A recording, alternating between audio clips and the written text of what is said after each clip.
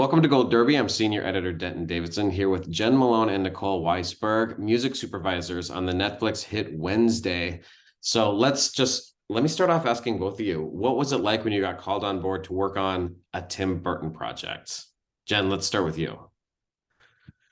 I mean, he's such an iconic director, obviously, and his use of music over all of his movies, whether it was the Batman soundtrack or Deo from Beetlejuice.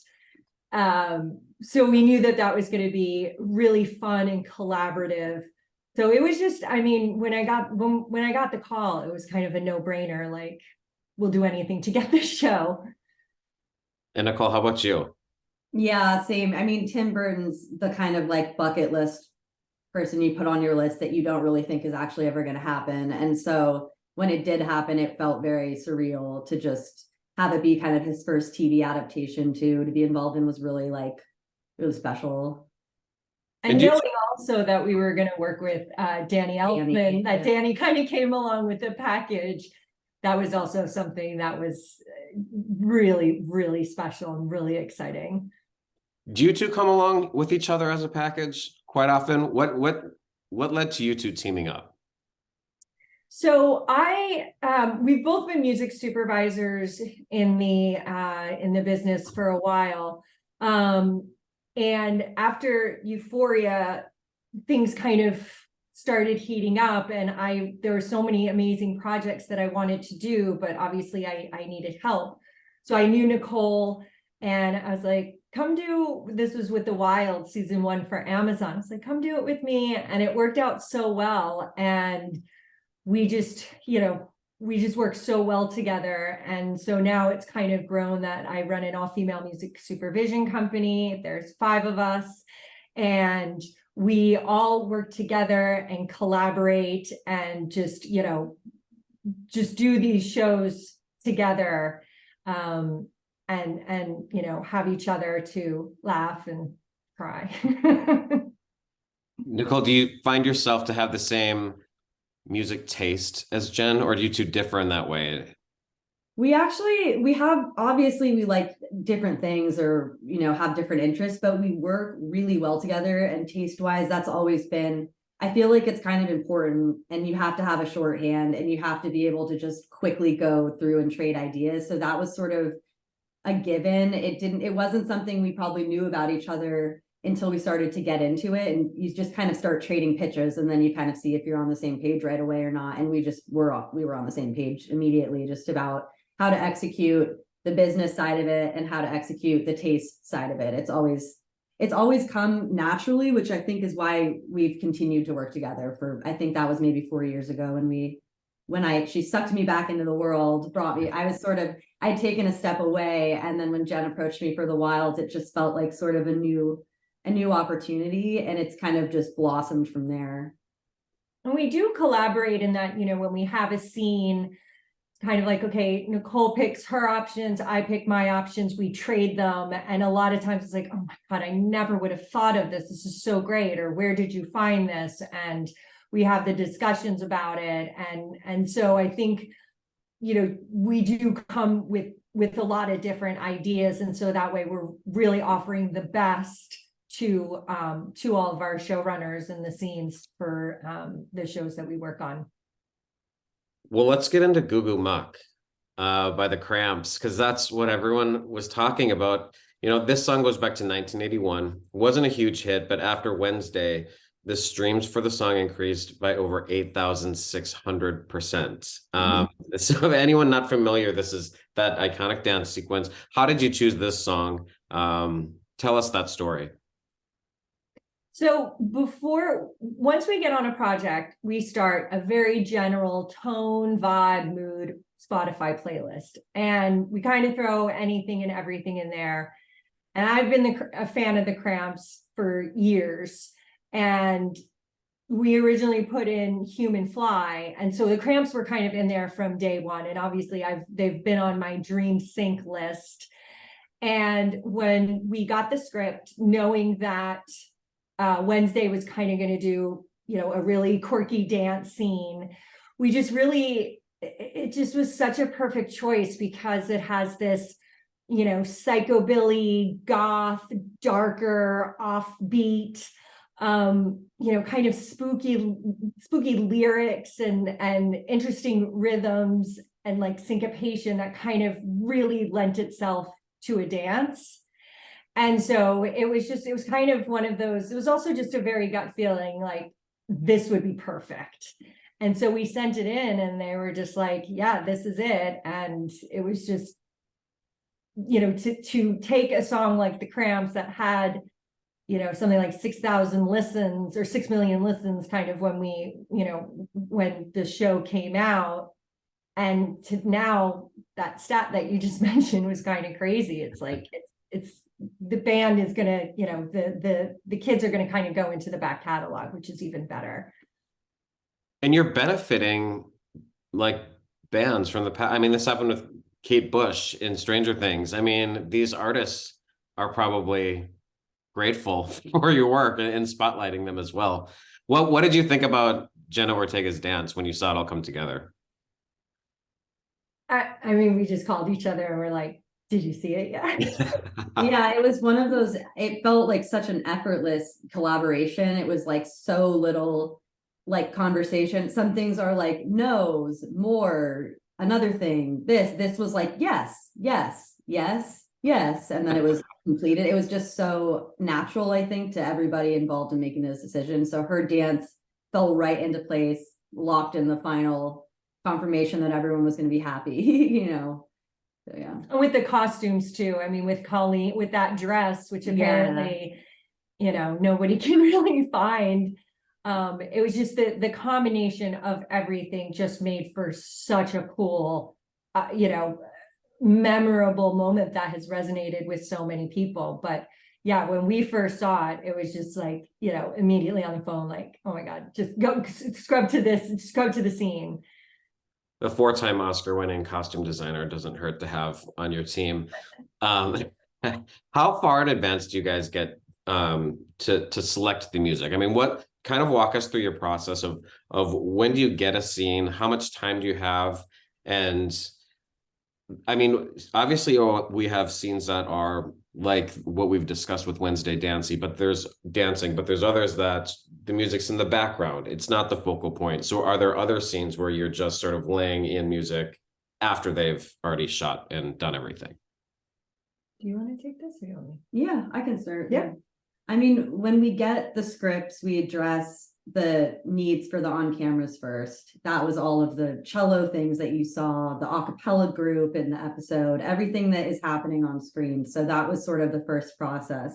And then we build our character playlists and our mood playlists and our scene playlists.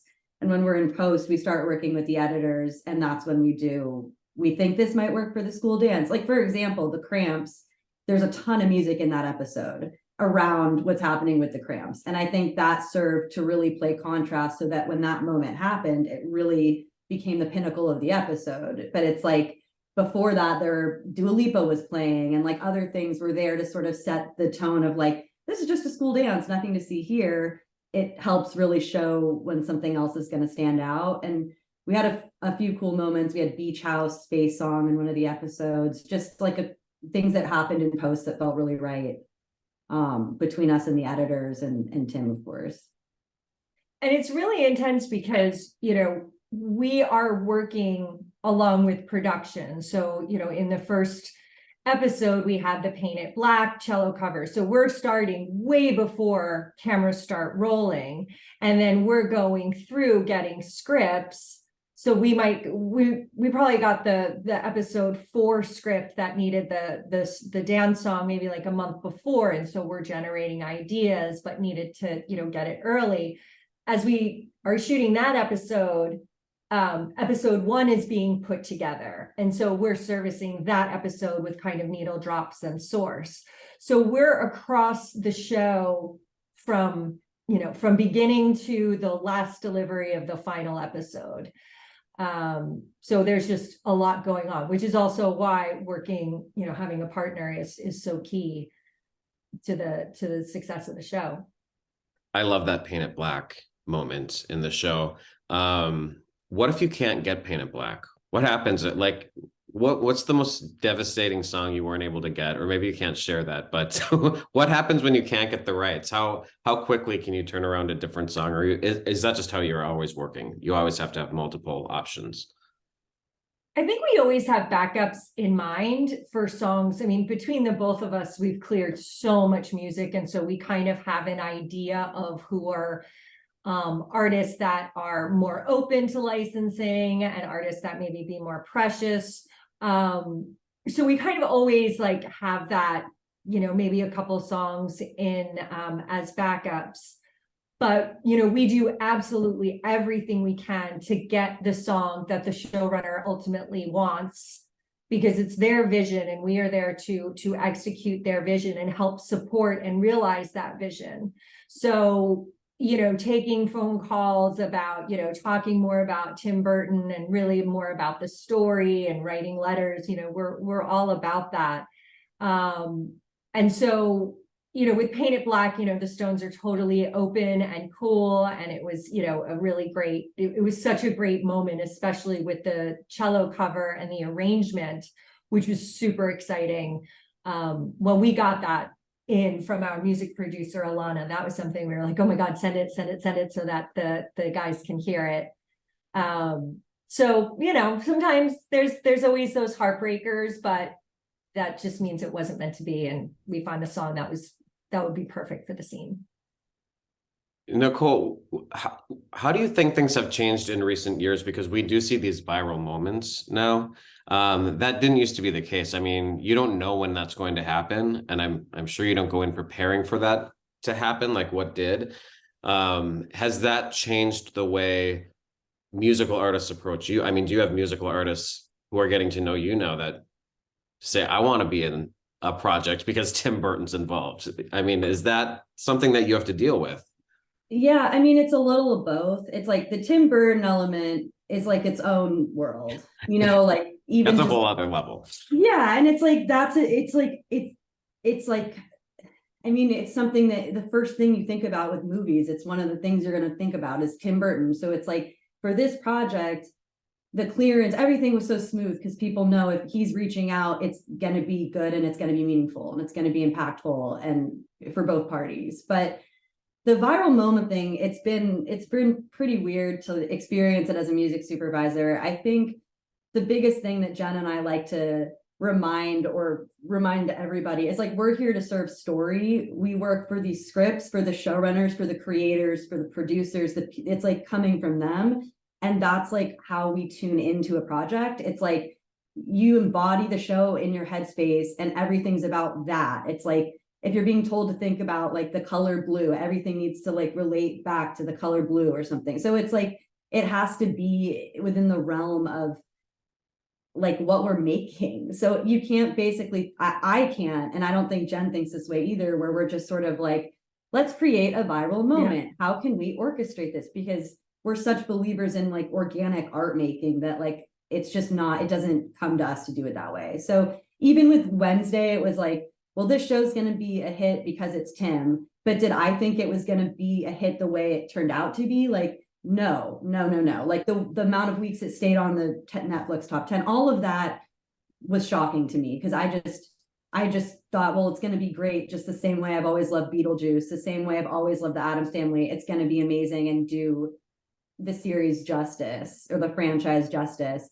And then I think it's just a testament to the era of TikTok and like the era of whatever it is we're in now. You know, like this is the way people receive. Yeah. So if you can find a way to bottle it and market it, that's like for marketing people to figure out. It's like not for us to reverse engineer. Yeah, we're not here to create viral moments. We're here to serve story. But when it happens, it's kind of like if it pierces through and becomes pop culture, it's like amazing. But we were on board with an entity that was already one of the biggest in pop culture. So I guess it all makes sense, but it was not something that we were thinking about, nor, I mean, like Euphoria didn't exist as a thing. And that created, you know, like if Euphoria season 1 had come out now while TikTok is happening, what would that look like? Right. It's all just an evolution of itself. And so even by the time something else comes out in a year from now, is TikTok even the thing? Is viral moments on TikTok still the thing, or is it something else? It's like, who's to say? So we can't follow that. We follow story, and if it pierces through pop culture, that's like amazing. But yeah. When you have a show like Wednesday, where I mean, it's set in the current day, how does that differ for you then? I mean, I'm looking at the poster of The Offer behind you, so I can't not think of it. When you're in a time span like in The Offer, you sort of have music to choose from. When you're in Wednesday, I mean, there's just a whole lifetime of music. I mean, you could have chosen anything. And you went back to 1981, you could have chosen something from last year. So how does that help or hinder you as a music supervisor when you have that much time availability? I think it's both a blessing and a curse. I mean, with The Offer, again, it was 68 to 72, and we were very period specific. So it was just completely diving into that time period. With a show like Wednesday, where, you know, it's yes, as you said, it takes place in present day, but it's a blessing and a curse, because sometimes it can be very overwhelming because there are so many different directions you could go in. But that can also be, you know, that could be overwhelming, but also just open up so accessibility to so much more creative. But again, it just kind of comes down to, like, you know, the song and the character, like using a lot of vintage Latinx female artists that Wednesday, you know, would connect with and have, you know, have on the gramophone, and, you know, she doesn't have the iPhone. And then also using a lot of the classical pieces. We have the Elgar, we had the Vivaldi. So it's just, it's just using, kind of using your brain a little bit differently, period piece versus something that's, you know, super open. And again, Miles and Al and Tim were, you know, we're just very open to the, you know, the pitches and the ideas that we had. And it just all comes down to the song and how it functions in the scene to help tell the story. The career of music supervision, I'm fascinated by, because I mean, growing up, I loved music and I loved movies, but I never knew that a music supervisor was a thing. I'm curious, what led you into this career? I mean, were you both passionate about music or film or both? And I would just love to know how both of you landed in this role at this point in your lives. Well, I'll try and give the short version. This is my second career. I was a publicist for rock bands in Boston and got super burnt out. And I saw the movie Iron Man, and the music supervisor credit rolled by, and I was like, okay, I want to be a music supervisor. So I moved out here, started from the bottom. I was an intern, and just then got, you know, a job as a coordinator, and just kind of continued to build my career. But, you know, just started from the bottom, and it was kind of just like, I want to be a music supervisor. And I had a lot of really amazing mentors and people along the way that you know, believed in me and gave me the chance, with a lot of the shows that I've been able to work on. How about you, Nicole? Yeah, I was a guitar major in college, and I was just doing internships afterward, and I was interning for the composer John Powell. And the people that were working there at the time were just really gracious and sort of were like, you should think about music supervision. And I just sort of got right into it out of attempt to like find a job out of college. Like, I can't be a musician, you know? So it just sort of became like what I did and turned into this long 10-year career. And it's a very like, it's psychological. It's like an interesting job. You have to do a lot of like understanding people and what they want without them necessarily knowing it yet. And I think I'm really interested in that game of just like getting inside the heads of really smart, creative people, listening to like what they're trying to get out into the world, and then helping facilitate that happening. And you get to kind of remove yourself in a nice way that is different from when you're like the musician or the composer, which is a lot, you're way more in it. And I kind of like that here I get to follow the lead of like a Tim Burton and a Danny Elfman and be like, how can I help execute that? That's probably like what I find most interesting about it at this point. Well, Congratulations to both of you on your incredible, memorable work in Wednesday. It really is one of the most standout pieces of music supervision I can think of this season. So we'll be crossing our fingers for you when those Emmy nominations come out. And thanks for sitting down with Gold Derby and having a chat today. Thank you so Thank much for you. having us.